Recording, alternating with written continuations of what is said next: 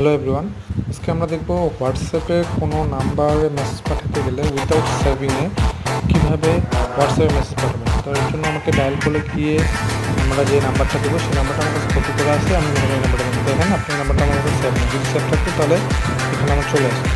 তো এই নাম্বারটা মনে করেন আমি এখানে আসবো। তো এই নাম্বারটা প্রথমে আমাদের কী করতে হবে, কপি করে নিতে হবে। নিয়ে আমাকে আমার হোয়াটসঅ্যাপে ঢুকতে হবে।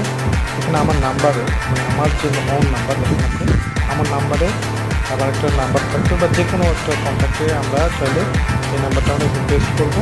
পেস্ট করলে দেখেন এখানে এই নাম্বারটা আসবে। তো এখানে আমি ক্লিক করে দেখেন, যদি হোয়াটসঅ্যাপ এখন খোলা থাকে তবে এখানে আপনার চ্যাট উইথ নাম্বারটা দেখাবে অথবা কল অন হোয়াটসঅ্যাপ।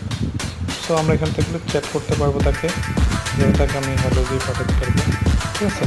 সো আমরা এইভাবে আপনার যে কোনো উইদাউট সেভিংয়ে আমার নাম্বারে মেসেজ পাঠাতে পারি। পাশাপাশি আমরা চাইলে এটাকে কল